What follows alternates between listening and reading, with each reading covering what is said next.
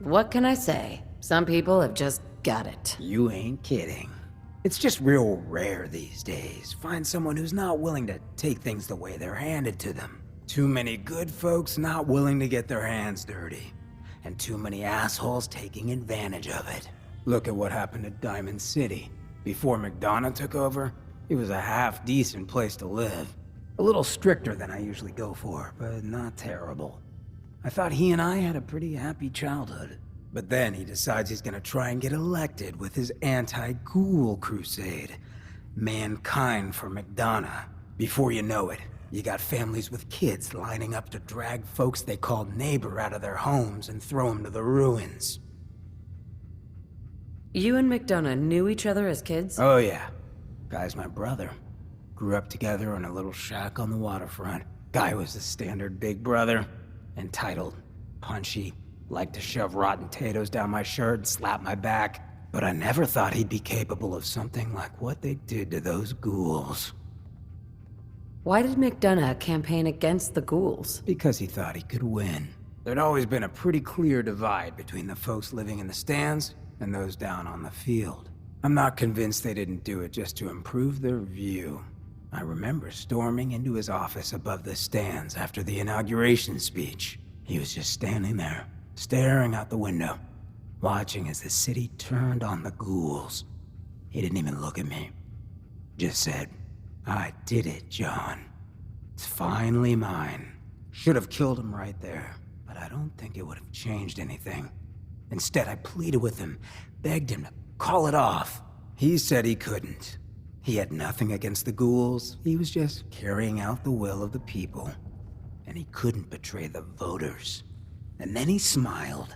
That hideous fucking mile-long smile. He never smiled like that when we were kids. I didn't even recognize him.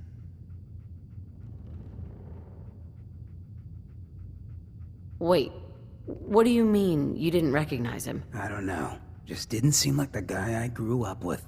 When I'd first heard the rumors he'd been swapped for a synth, thinking back on that night, I thought it made a lot of sense. But now, I don't know. I don't think I buy it. I've seen him since then, and there's no way they copied him that perfectly. Even got his tight-ass walk. But at the time, I just needed to get the hell away from him. Him and that whole damn city. He murdered those ghouls. Him and that whole damn city. I still wasn't a ghoul at this point, so I didn't have to leave, but I couldn't bring myself to stay in that cesspool after that. I'd been sneaking off the Good Neighbor for years to get decent chems, so I knew the safe routes. I managed to track down a couple of the families, lead them there, but most couldn't get used to the Good Neighbor lifestyle. I brought them food for a couple of weeks, but after a while, they just disappeared. Folks in Diamond City signed their death warrants, and all the good people were willing to just sit by and watch. I felt like I was the only one who saw how screwed up things truly were, who couldn't just pretend things were fine. Still feel that way. Or I did. Until I met you. I know I run my mouth, but having someone who sees the world for what it is, and is willing to do something about it, it's meant a lot to me. I feel damn lucky to have you as a friend.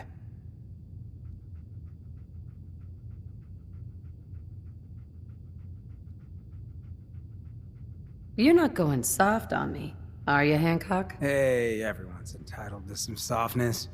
For me, it's pretty much everything below the eyebrows. Well, thanks for hearing me out. You probably weren't looking for a history lesson, were ya? You want to hit the road?